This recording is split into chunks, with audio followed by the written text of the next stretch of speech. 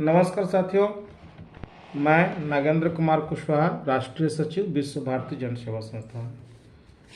साथियों, आज मैं ये वीडियो समर्पित करता हूँ माननीय इस देश के गृह मंत्री और सहकारिता मंत्री श्री अमित शाह जी को। साथियों, जैसा कि आप सभी को मालूम है कि विश्व भारती जन सेवा संस्थान की तरफ से लगातार सहारा के पीड़ित जमाकर्ताओं के लिए विगत कई सालों से आंदोलन और लीगल में काम किया जा रहा है, ताकि देश के 13 करोड़ निवेशक और उनके परिवार यानी सभी को मिला दे तो लगभग 60 से 65 करोड़ लोगों को राहत मिल सके, उनके घरों में खुशियां आ सके। जो लोग घर से बेघर हो गए वो अपने घर वापसी कर सके। लाखों बहन बेटियों की जो शादी टूट गई है उनकी शादियां हो सके। हमारे बूढ़े बुजुर्गों का जो MIS नहीं मिल रहा, घर खर्च चलाने में भी उनको दिक्कत हो रहा है, मेडिकल वगैरह का जो दिक्कत हो रहा है वो सब रिकवर हो सके। इसके लिए हम लोग लगातार संघर्ष कर रहे हैं। लेकिन हमारे देश के माननीय अमित शाह जी, गृह मंत्री और सहकारिता मंत्री, जिस प्रकार का अनर्गल बयान और अनर्गल जुमलेबाजी और अनर्गल लिखित में पत्र देते हैं, उनका कोई मायने नहीं रखता है। आज मैं कुछ बातें आप लोगों के सामने तथ्य के साथ रखना चाहता हूं। साथियों, आप सबको पता होगा कि सहारा से भुगतान करवाने के लिए हम लोग बहुत परेशान हैं। हम लोग 2022 सितंबर में हमारे यहाँ के सांसद जो हैं धनबाद के माननीय श्री पशुपतिनाथ सिंह जी, उनसे एक पत्र लिखवा करके माननीय गृह मंत्री सहकारिता मंत्री जी को भिजवाया था। हम लोग अपने तकलीफ़ों के बारे में कि लोग काफ़ी तकलीफ में है, देश के लोग, इनका भुगतान किया जाए। और उस पर उन्होंने संज्ञान लेते हुए कहा था कि मैं इसका जल्द निराकरण करूंगा। वो पत्र मेरे पास आज है, जो आप लोगों को कई ग्रुप में मिल जाएगा, या मेरे पास अभी भी वो पत्र हैं पड़े हुए, उसे मैं दिखाना चाहता हूं आप लोगों को। आप सब भी देखें कि किस प्रकार हम लोगों को ये नेता और राजनेता बेवकूफ़ बनाने का काम करते हैं। ये हमारे माननीय पशुपतिनाथ सिंह जी का पत्र था जो इनको दिया गया था, और बदले में इनका जवाब आया था। ये हमारे पास है, ये पत्र का जवाब 24 नवंबर 2022 को आया था साथियों, जिसमें उन्होंने कहा था कि मैं जल्द सहारा का कोऑपरेटिव का भुगतान कराऊंगा। उसके बाद लगातार हमारे धनबाद के कई अभी जो ढुल महतो जी हैं माननीय, वो भी सांसद के रूप में हमारे ज़िले से खड़े हैं, इन्होंने पत्र लिखा। उसके बाद लंबोदर महतो जी ने लिखा, और सबको इन्होंने एक ही जवाब दिया कि अति शीघ्र मैं भुगतान करवाने जा रहा हूँ। ये पत्र देख रहे हैं ना, ये बहुत सारे पत्र मेरे पास पड़े हुए हैं जो हम लोगों ने अपने सांसद और विधायकों से लिखवाया था। लेकिन इस देश के आम लोगों की तो बात छोड़ दीजिए, जो इनके ही पार्टी के चुने हुए सांसद और विधायक हैं, उनको भी ये लोग जुमलाबाजी में फंसा दिए और बेवकूफ़ बना दिए, मूर्ख बना दिए कि हम आपका भुगतान जल्द करवा रहे हैं। पत्र लिख करके दिए, लेकिन कोई काम नहीं किए। क्या कहें साथियों, हमें आज एक कहने में कोई हिचकिचाहट नहीं हो रही है कि हम लोग जब 6ठी या 7वीं क्लास में पढ़ा करते थे, उस समय एक आर्टिकल आया करता था अखबारों में। उस समय ना टीवी था और ना मोबाइल था, अखबार का ज़माना था। उस समय एक आर्टिकल आया था जो आज भी जेहन में है कि हिंदुस्तान जो है सांपों और सपेरों का देश है। मतलब सांप हो गए हम लोग, यहाँ की आम जनता, और सपेरा हो गए हमारे देश के नेता, राजनेता, मंत्री, सांसद और विधायक। ये लगातार बीन बजाते हैं और इनके बीन पर हम नाचते रहते हैं। तरह तरह का ये लोग रूप बदल के आते हैं और इनके रूप में हम लोग फंस जाते हैं, इनके मतलब मोह माया में, इनका हिप्नोटाइजन में। तो साथियों, इसीलिए आज मैं कुछ बातें आप सबों के बीच में रखना चाह रहा हूं, खास करके माननीय अमित शाह जी से लिए कि माननीय मंत्री जी, आप आज जो कहे गया में आकर के बिहार की इस धरती पर, सबसे पहले तो नमन उन साथियों का जो हिम्मत दिखाए आपके सामने अपनी बात को रखने का, चाहे जिस रूप में भी रखे, और आपको बोलने पर आज मजबूर कर दिए कि आप बोलो बोलो कि भुगतान कब दोगे। क्योंकि आपने पिछले बार भी जो बोला था उत्तराखंड की पावन धरती से कि मैं बहुत जल्द सूद समेत लोगों का भुगतान करवाने जा रहा हूं, उसके बाद आपने बोलना ही बंद कर दिया। एक दो बार बोला भी तो केवल जुमलेबाजी वाली बात ही बोला। आपने आज कई तरह का जुमला बिहार के लोगों को या बिहार के पावन धरती से देश के लोगों को देने का काम किया। सहारा पीड़ित लोगों का जो तकलीफ है, जो जख्म है, उसको और कुरेदने का काम किया माननीय अमित शाह जी। कैसे?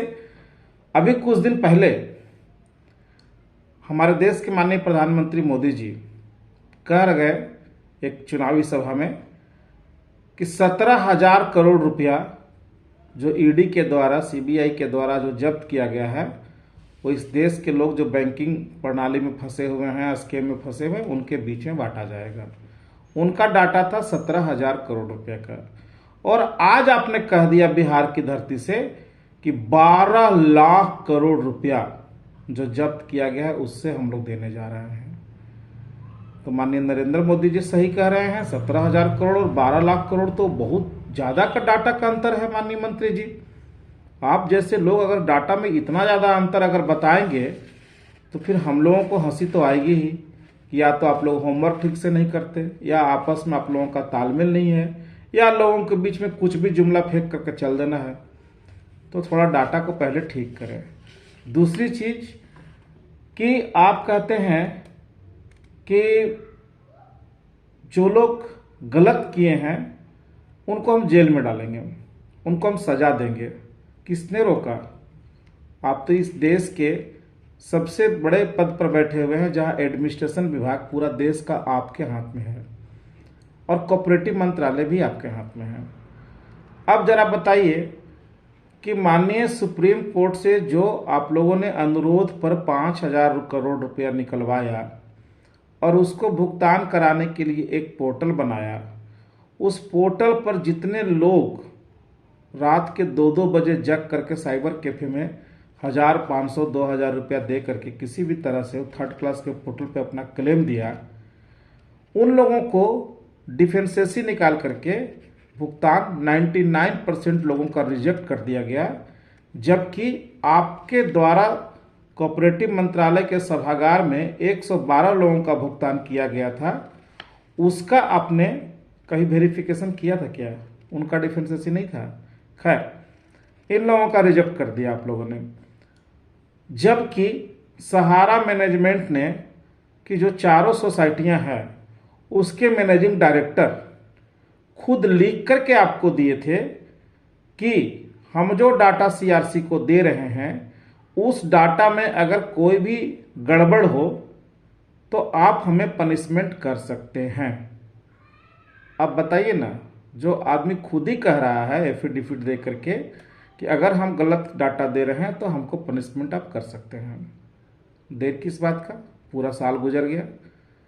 जब देश के निवेशकों ने हजारों करोड़ रुपया साइबर कैफे में दे करके अपना क्लेम वहां दिया और 99% लोगों का क्लेम रिजेक्ट इस बात के लिए हो गया कि उनका कागजात वहां जमा ही नहीं है, उनका मास्टर फॉर्म, शेयर फॉर्म जमा ही नहीं है।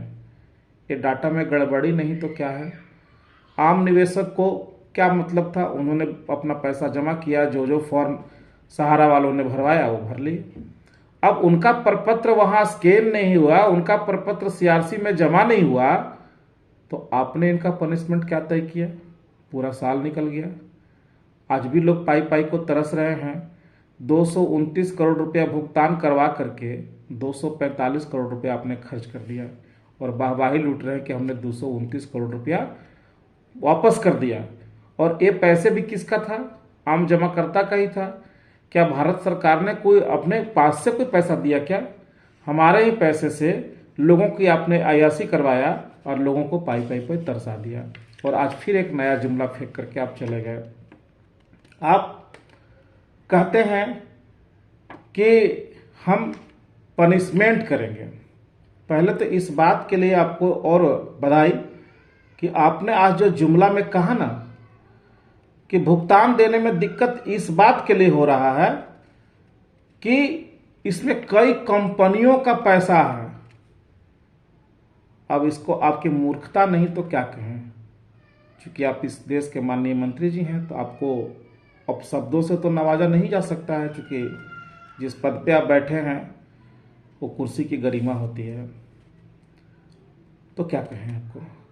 अब बताइए, आप कह रहे हैं कि इसमें कंपनी का पैसा है इसलिए दिक्कत हो रही है। माननीय महोदय, क्या आपने कभी अध्ययन किया कि जो पोर्टल आपके द्वारा लाया गया सहकारिता विभाग के द्वारा, उसमें क्या किसी कंपनी का क्लेम लिया गया है क्या?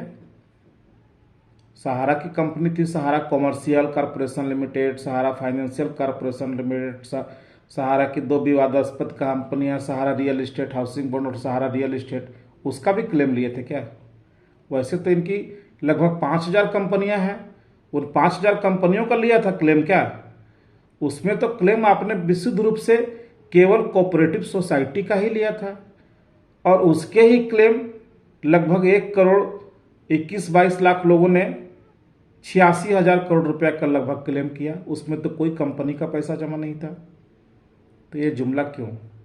ये तो आपकी बात से ही लग रहा है कि आप एक चुनावी जुमला फेंक के चले गए और लोग आपको वोट दे दें, आपको जितवा के फिर कुर्सी पर नवाज दें और फिर प्रेस कॉन्फ्रेंस में कह दें कि अरे एक तो जुमला ही था, जैसे पिछला बार भी आपने कह दिया था कि 15 लाख की बात तो जुमला था, तो फिर एक नया जुमला आप फेंक के आप चले गए। दूसरी बात, आप कहते हैं कि 12 लाख करोड़ रुपया, 12 लाख करोड़ आपके पास पड़े हुए हैं, ईडी और सीबीआई के द्वारा जब्त किए गए। उस पैसे से हमारा आप भुगतान करेंगे। माननीय महोदय, बहुत अच्छी बात आपने कहा, चलिए इसको हम जुमला नहीं कहते हैं। आप अपनी मर्दानगी दिखाइए। जो बात आपने कहा, हो सकता है कि आप दिल्ली वापस चले गए होंगे। 12,000 करोड़ रुपया जब आपके पास पड़े हुए हैं और देश के निवेशक पाई पाई को तरस रहे हैं, लोग घर से बेघर हो रहे हैं, लोग आत्महत्या 5,000 से ज्यादा लोग कर लिए, लाखों बहन बेटियों की शादियां टूट गई है। कल ही जितने पोर्टल पर लोग क्लेम किए हैं ना, 12,000 करोड़ में से 86,000 करोड़ बहुत नाम मात्र का राशि है। कल या परसों 2 दिन के अंदर, चूंकि उस पोर्टल पे सबका बैंक अकाउंट डाला हुआ है, सबको आरटीजीएस के माध्यम से भुगतान कर दे ताकि लोगों का मूलधन वापस हो जाए। जैसे ही हो जाएगा ना, हम लोग खुद झंडा लेकर के आपके पक्ष में प्रचार करना शुरू कर देंगे। उसके बाद जब ब्याज की बात आएगी तो आप फिर से एक बार डिफेंसेसी डाल देना कि अब ये डिफेंसेसी क्लियर होगा ना तो ही ब्याज दूंगा, क्योंकि आपके पास तो 12 लाख करोड़ रुपया है और 86,000 करोड़ रुपया का अगर हम ब्याज समेत अगर बात करें तो मैक्सिमम कितना होगा? 2.5 लाख करोड़ रुपया, 3 लाख करोड़ रुपया, इससे ज़्यादा तो होगा नहीं। और आपके पास तो 12 लाख करोड़ रुपया है। ये पैसे देश के लोगों का ही है, ये पैसा विदेश के लोगों के लिए तो है नहीं। हम भी आपके हैं, आप भी हमारे हैं।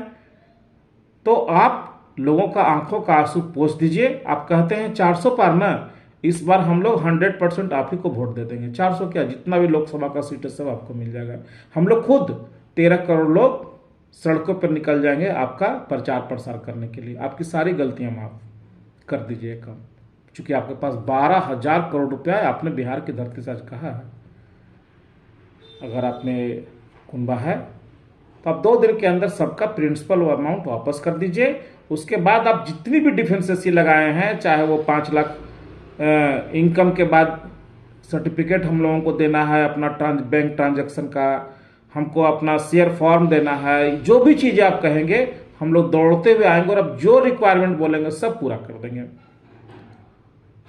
और उससे अगर कुछ आगे चाहिए तो और एक एफिडेविट सबसे लिखवा लीजिए कि कोई लोग गलत पैसा लेंगे तो उनको आप सूली पर चढ़ा दीजिएगा, हम लोग वो भी देने को तैयार हैं।